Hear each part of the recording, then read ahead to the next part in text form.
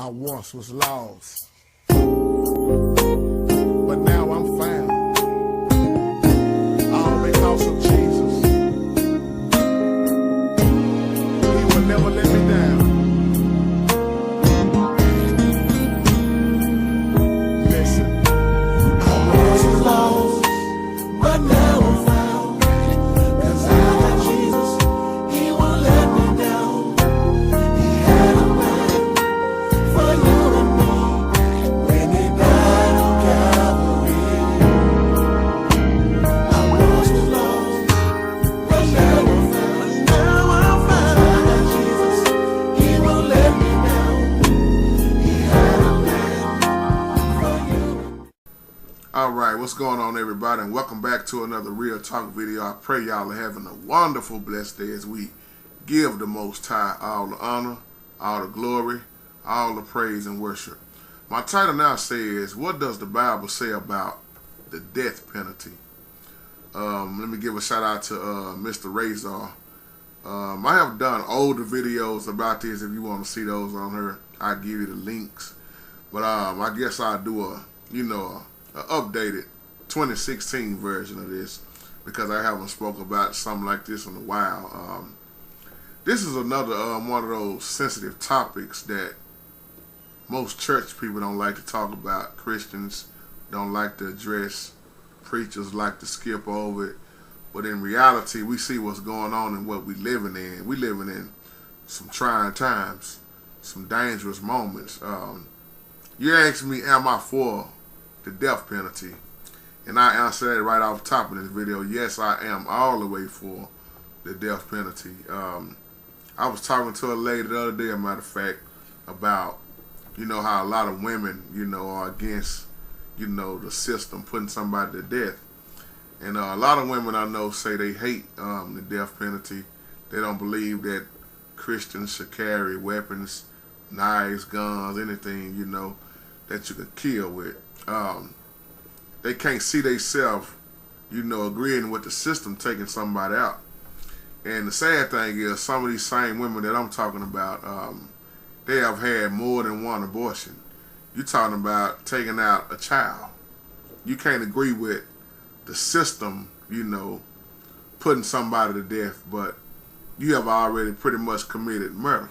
Now I know it's, it's different reasons behind all this stuff, and I pray for all women, man, that have went through abortion. I pray for everybody, but truth is the truth. You can't pinpoint one thing and then you done probably done something in your own life worse than what you're talking about they done. In reality, real talk, as the scriptures say, the wages of sin is death. Don't none of us supposed to be even living right now behind sinning and what we have done in our life. So I'm just telling the truth on both sides. And it ain't just the woman that's, committing abortion, but the man play a part of it too. So fellas, keep it real. Let's just tell the truth. It's on both sides. A woman didn't lay down and have a baby by herself. I know men that have paid a woman to go have an abortion. It's not a beautiful thing when you take out a child's life, and it actually makes your life even harder. But this is not a video about abortion, so let me move on. When you think about the death penalty, capital punishment, the Most High designed that from day one. Think about it. Now, especially when you got some old crazy, demonized person that murdered innocent children, done raped them, took their lives, took their parents' lives. See, it's a time for things to happen. When I see somebody murder an innocent 5-year-old, that does something to me. Now notice I said murder, I didn't say kill. There's a big difference between killing somebody and murdering somebody. We all know the difference. Because you can kill in self-defense. Somebody can break in your house with a gun and try to take you and your family out. You got all the right to blow their head off. Just my opinion. That's the way I look at it, because the Bible also shows that you do what you got to do to protect your family. You don't let nobody, murder your family if you can stop them. There have been many people murdered, not killed, but slaughtered, murdered, beheaded, you name it, because of some demonized person who got mad at their own life. The old covenant was a lot of laws and consequences, my brothers and sisters.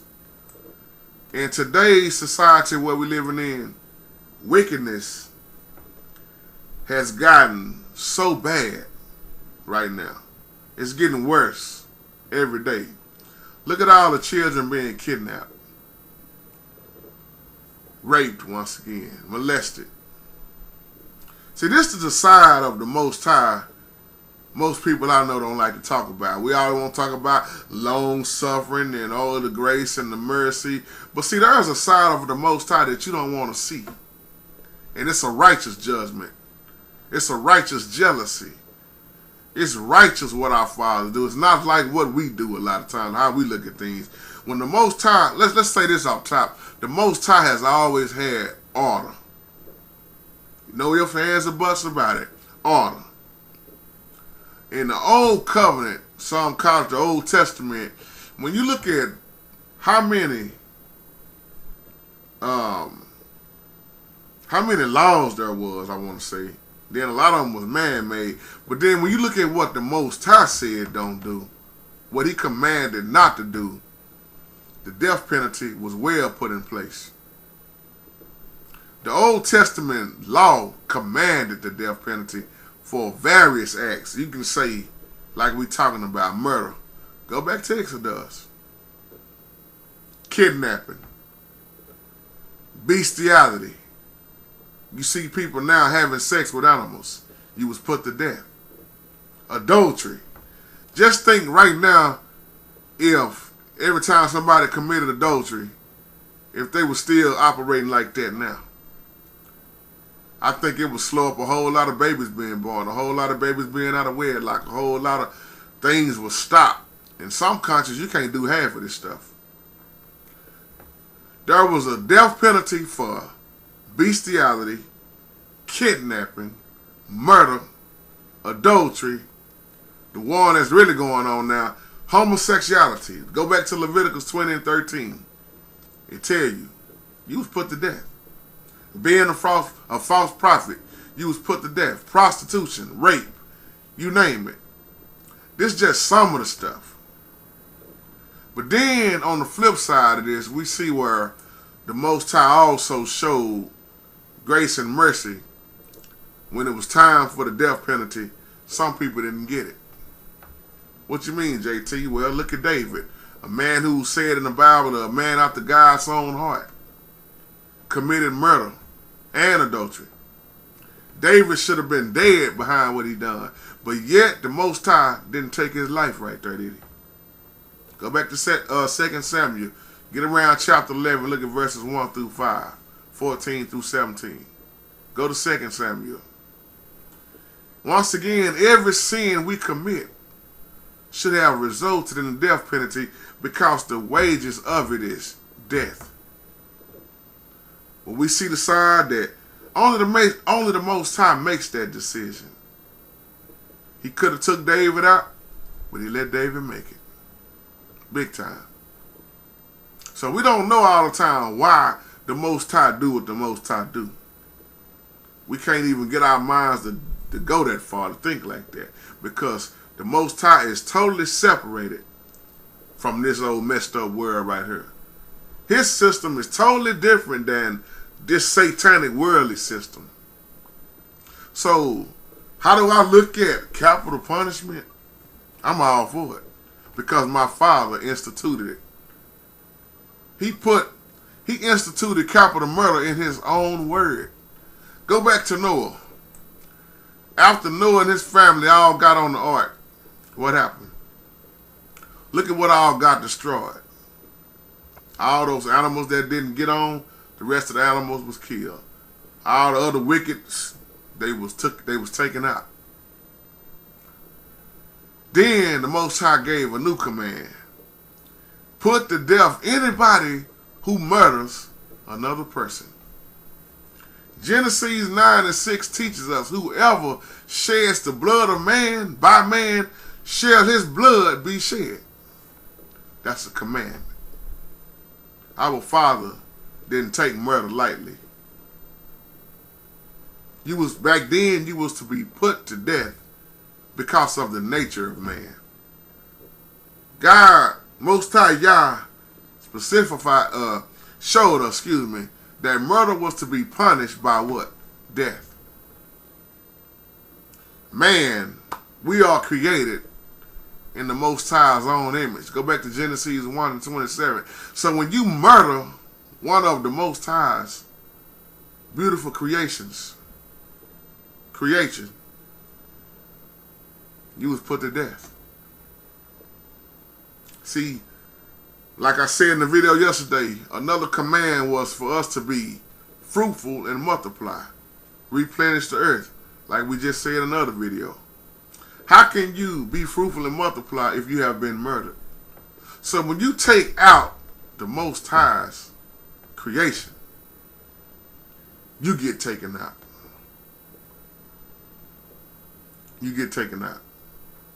Just like Cain killed Abel.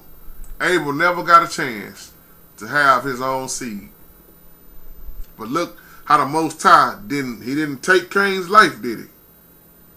But he made it very hard for Cain. He marked Cain. Cain said, my punishment is too great. Instead of taking Cain's life, the Most High marked Cain. Now, some people argue about, was it a spiritual mark or a physical mark? I always say physically, because the Most High don't really have to mark nobody. The Most High already know who's who. He's the creator of all. He know who's wicked. So it could have been a physical mark, but I would never say it was. But I think it was more spiritually. But the punishment for premeditated murder was death. Go back to Numbers 35, chapter 35. Get around verses 30 through 34. The Most High ordered the death penalty, I don't know how many times, for how many crimes. And then you look at something like war. I'm going to try to wrap this video up now. But I have to make this point too about war, because a lot of people don't understand the difference between killing and murdering.